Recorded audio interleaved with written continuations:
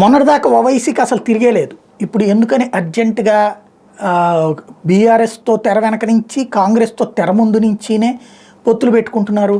ఓపెన్గా కాంగ్రెస్కి సంబంధించి ఫిరోజ్ ఖాన్ చెప్పాడు, అట్లాగే ఆయన పరిగి ఎమ్మెల్యే మహేందర్ రెడ్డి కూడా చెప్పారు కదా, డైరెక్ట్ పొత్తు ఏం లేదు కానీ సపోర్ట్ ఉంటుంది అన్నట్టు. తద్వారా ఎందుకని అంత భయపడిపోతున్నాడు ఓవైసీ అంటే, తాజా సర్వేల్లో లెక్క తేలుతున్నది ఏంటంటే బీజేపీ అభ్యర్థిని మాధవీలత మంచి స్ట్రాంగ్ ఎఫర్ట్ ఇస్తోంది. ఈ మధ్యకాలంలో జన్ లోక్పాల్ లాంటి వాళ్ళ సర్వేల్లో చూస్తే ఎంఐఎంకి 44.25% ఓట్లు వస్తాయని, అదే బీజేపీకి 42.03% ఓట్లు వస్తాయని తేలింది. అంటే కేవలం 2%. ఇది ఇంకా ఎలక్షన్ చాలా ఇంకో నెల రోజులు కాబట్టి ఈ లోపు అడిదిటి అయిపోయినా ఆశ్చర్యపోనక్కర్లేదు. అందుకే లాస్ట్ ఎలక్షన్స్లో 6.7% ఓట్లు వచ్చిన కాంగ్రెస్ పార్టీ, 4.05% ఓట్లు వచ్చిన బీఆర్ఎస్ ఇద్దరిని కలుపుకుని తీసుకువెళ్ళడానికి ప్రయత్నం చేస్తున్నటువంటి పరిస్థితి.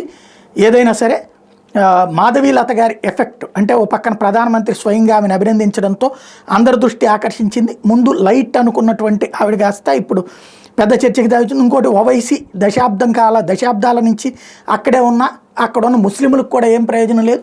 ఈవిడ పక్కా హిందుత్వవాది, అట్ ద సేమ్ టైం ముస్లింలకి కాన్పులు అవి చేయడం కానీ, అనేక మందితో టచ్లో ఉండటం, అట్లాగే ఈ మధ్యన త్రిబుల్ తలాక్ లాంటి బాధితులకి ఆమె అండగా నిలబడటంతో ఆమె పట్ల మొగ్గు చూపుతున్నారన్న భయమే ఇప్పుడు ఓవైసీని తీసుకెళ్ళి అటు పక్కకి కూర్చోబెట్టే ప్రయత్నం చేస్తోంది.